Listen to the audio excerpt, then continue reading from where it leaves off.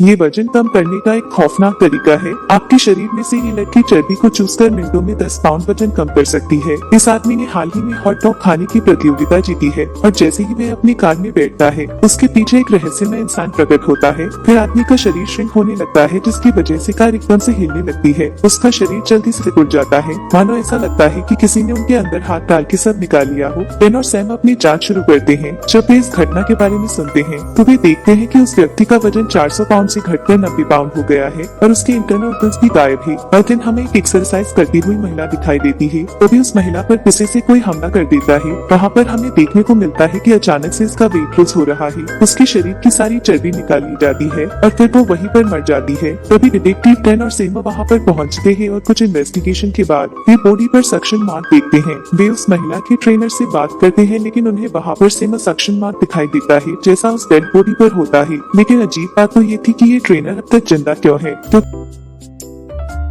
कि जितने भी मर्डर हुआ है उन सभी में ये मार्क पाया गया है। ट्रेनर का कहना है कि वह हाल ही में एक अनोखी रहस्यमय स्पा में गई थी जो ग्राहकों को बिना डाइटिंग के आसानी से वजन कम करने में मदद करने का दावा करता है। ट्रेनर द्वारा दिए गए सुराग के बाद दोनों भाई तुरंत उसी रहस्यमय स्पा जाते हैं। उनका मानना है कि स्पा का इन दोनों मर्डर से कुछ तो लेना देना है। इस सभी रहस्यों का पता लगाने के लिए वे दोनों प्राइवेट ट्रेनर के रूप में भेस बदल कर जाते हैं जो नौकरी की तलाश में है। उनका इंटरव्यू एक कपल लेरी और मेरिट्सा के द्वारा लिया जाता है जो स्पा के ओनर है, लेकिन फिलहाल उनके पास केवल ट्रेनर की वैकेंसी है। परिणाम स्वरूप सैम को एक ट्रेनर के रूप में काम पर रखा जाता है और डेन को लंच मैन के रूप में काम पर रखा जाता है। यहाँ पर रसोई में डेन को बहुत भूख लगी है इसलिए वो उस पुडिंग को चखता है। ये उसको स्वादिष्ट लगता है इसलिए वो वहाँ से एक बॉक्स चुरा लेता है। उसे नहीं पता था कि पुडिंग को खाने के बाद उसे चक्कर आने लगेंगे, मगर वो बेहोश होने से ठीक पहले सैम को मदद के लिए कॉल करता है। सैम को पता चलता है कि कुछ तो गड़बड़ है। योग सिखाते समय प्रत्येक क्लाइंट के शरीर पर एक सक्शन मार्क होता है जैसा कि उन्होंने सोचा था। इसी समय मेरिटा एक क्लाइंट के लिए थेरेपी कर रही है। वह उसे बताती है कि ये चीन की एक ट्रेडिशनल तकनीक है जो न केवल शरीर से विष युक्त पदार्थों को बाहर निकालती है बल्कि वजन कम करने में भी मदद करती है। इसका एक ही नुकसान है कि ये बेक पर एक रेड सक्शन मार्क छोड़ देता है। दरअसल ये पूरी थेरेपी एक ढोंग है। सक्शन मार्क वास्तव में उसके अंदर की चर्बी को चूसने के कारण होता है।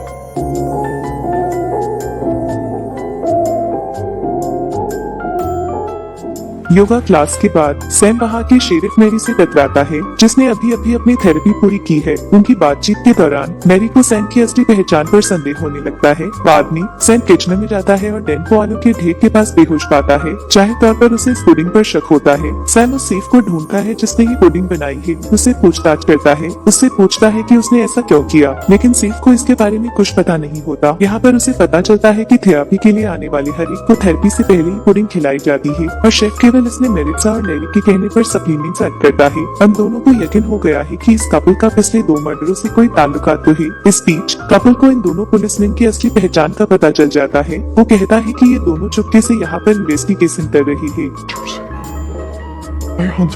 अब इस कपल को पता चल गया है कि यहाँ से बचना असंभव है। बेहतर तो ये होगा कि हम सारे सबूतों को मिटा दें। मेरिट्सा फ्रिज से फैट निकालने के लिए दौड़ती है और उसे फेंक देती है, लेकिन उसे लगता है कि ये है तो बेस्ट ही, इसलिए वह उसे खाने जाती है। जैसे ही वह फैट को खाने वाली होती है डेन उसके पीछे आ जाता है। वह सब कुछ देखता है और फिर उसे कुर्सी से बांध देता है। मेरिट्सा ने उसे बताया कि उसने किसी की भी हत्या नहीं की है, उन्हें कोई गलत फहमी हुई है। वो कहती है कि मैं तो सिर्फ बचा कुचा फैट खाती हूँ जो कि हम वेस्ट में डालने वाले होते हैं। वो कहती है कि इस तरह वो लोगों को अपना फैट लूज करने में मदद करती है। वो दावा करती है कि उसने आज तक किसी को भी चोट नहीं पहुंचाई है। इन सब के पीछे उसका भाई अलोंसो होता है जो अक्सर अपनी भूख को कंट्रोल नहीं कर पाता और आदमी के अंदर का सारा फैट खा जाता था। स्पा बनाने के लिए इस कपल को वर्षों की मेहनत लगी है। वे नहीं चाहते कि अलोंसो के कारण ये सब बर्बाद हो जाए, इसलिए लेरी अलोंसो को फायर करने का फैसला करता है और वह अलोंसो को पैकअप करने और तुरंत जाने के लिए कहता है। इससे वह सैम वहाँ से गुजर रहा होता है। वह किचन से आती हुई चीखें सुनता है। वह अंदर जाता है, देखता है कि लेरी को अलोंसो ने मार डाला है। जब मारिट्सा को पता चलता है कि उसके पति को उसके भाई ने मार डाला तो वह फूट फूट कर रोने लगी। दरअसल ये कपल एक एलियन है जो लोगों को थेरेपी की आड़ में उनका फैट खाते थे,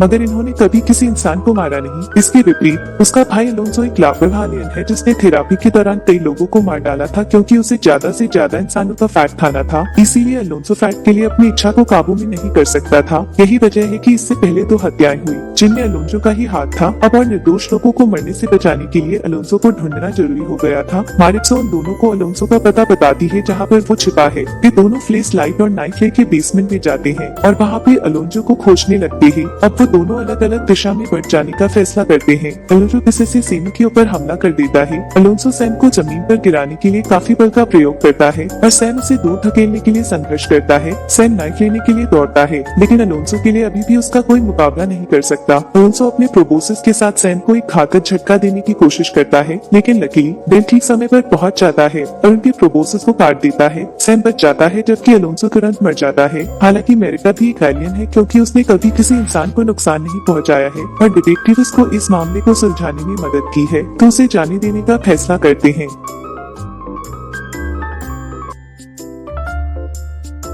Thanks for being here and watching my video.